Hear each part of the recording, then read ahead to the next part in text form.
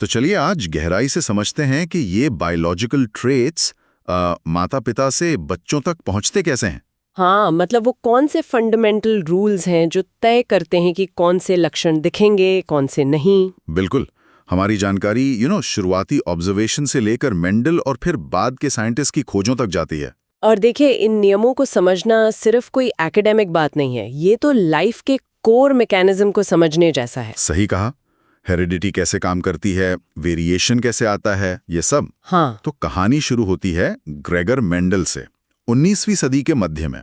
उनके P plants वाले experiments है ना, कमाल के थे। हाँ, उन्होंने जेनेटिक्स की नींव रखी और सबसे बड़ी बात उनका तरीका डेटा कलेक्शन, स्टैटिस्टिकल एनालिसिस। बिल्कुल, उस समय बायोलॉजी में ये एकदम नई चीज थी। उन्होंने ये फैक्टर्स का कॉन्सेप्ट दिया, जिन्हें आज हम जीन्स कहते हैं। हाँ, और हर जीन के अलग अलग रूप, मतलब एलील्स, जैसे हाइट के लिए टी और T. T for tall, T for dwarf. Exactly. और यहीं से आता है लॉ ऑफ डोमिनेंस। एक एलील दूसरे पर हावी हो सकता है। मतलब टीटी या टीटी जीनोटाइप वाले पौधे टॉल होंगे। हाँ, और सिर्फ टीटी वाले ड्वार्फ। और जब उन्होंने मोनोहाइब्रिड क्रॉस किया, मतलब एक ट्रेट को लेकर, तो F1 जनरेशन में तो सब टॉल थे, लेकिन F2 जनरेशन में वहां कहानी बदल गई। 3:1 का रेशो मिला, टॉल और डॉफ का। अच्छा, 3 टॉल 1 ड्वार्फ। फिनोटाइप का रेशो जीनोटाइप लेवल पर देखें तो 1 टीटी 2 टीटी 1 टीटी। इसे समझने के लिए वो पनेट स्क्वायर काम आता है ना? हाँ, वो पॉसिबल जीनोटाइप्स की प्रोबेबिलिटी दिखाता है। और यहीं पर मेंडल का पहला नियम आता है, लॉ ऑफ सेग्रीगेशन। सेग्रीगेशन मतलब अलग होना। बिल्कुल, जब गैमीट्स बनते हैं तो एलील्स अलग हो जाते हैं।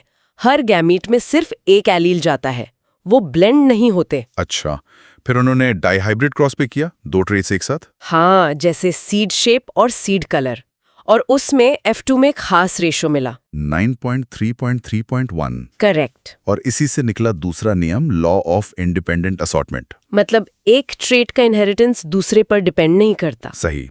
सीड शेप का सेग्रीगेशन सीड कलर के सेग्रीगेशन से इंडिपेंडेंट है। ठीक है, तो मेंडल ने बताया कि फैक्टर्स यानी जीन्स होते हैं, पर सवाल ये था कि सेल में ये होते कहाँ हैं? ये बड़ा सवाल था। इसका जवाब क्रोमोसोम्स की खोज से जुड़ा है। क्रोमोसोम्स? हाँ, सटन और बोवेरी। उन्होंने देखा कि मियोसिस के दौरान क्रोमोसोम्स का बिहेवियर बिल्कुल वैसा ही है जैसा मेंडल ने फैक्टर्स के लिए बताया था। अच्छा, तो यहीं से आई chromosomal theory of inheritance. Exactly. और फिर T.H. मॉर्गन ने ड्रोसोफिला मतलब फ्रूट फ्लाइज पर काम करके इसे और पक्का किया। उनके काम से लिंकेज और रिकॉम्बिनेशन जैसे कॉन्सेप्ट्स भी आए। हाँ, लिंकेज यानी जीन्स का साथ में इनहेरिट होना अगर वो एक ही क्रोमोसोम पर पास हों, और रिकॉम्बिनेशन मतलब जीन्स के नए कॉम्बिनेशंस बनना। लेकिन इनहेरिटेंस हमेशा इतना स्ट्रेट फॉरवर्ड तो नहीं होता, है ना? वेरिएशंस भी तो होते हैं। बिल्कुल सही। जैसे एक है इनकम्प्लीट डोमिनेंस। इनकम्प्लीट डोमिनेंस, ये क्या है? इसमें F1 हाइब्रिड का फिनोटाइप दोनों पेरेंट्स के बीच का होता है। जैसे स्नैपड्रैगन फ्लावर में रेड और व्हाइट के क्रॉस से पिंक फ्लावर बनते हैं। अच्छा, मतलब न रेड न व्हाइट बल्कि पिंक। हाँ, और दूसरा है कोडोमिनेंस। कोडोमिनेंस? इसमें F1 हाइब्रिड में दोनों पेरेंट्स के ट्रेट्स एक साथ एक्सप्रेस होते हैं। कोई ब्लेंडिंग नहीं, कोई इंटरमीडिएट नहीं। इसका कोई example? Human ABO blood groups सबसे अच्छा उदाहरण है।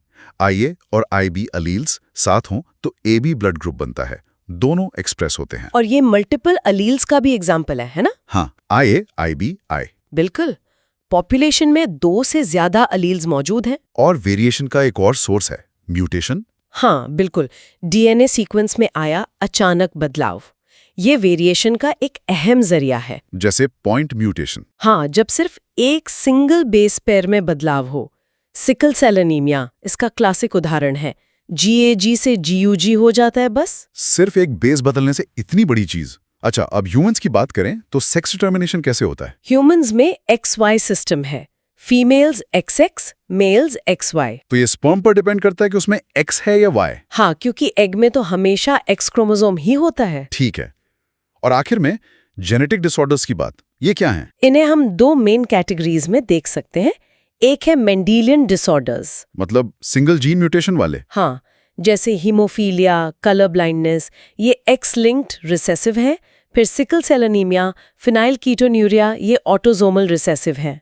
इनका इनहेरिटेंस पैटर्न पेडिग्री एनालिसिस से ट्रेस करते हैं। और दूसरी कैटेगरी क्रोमोसोमल डिसऑर्डर्स, ये क्रोमोसोम की संख्या या स्ट्रक्चर में गड़बड़ी से होते हैं।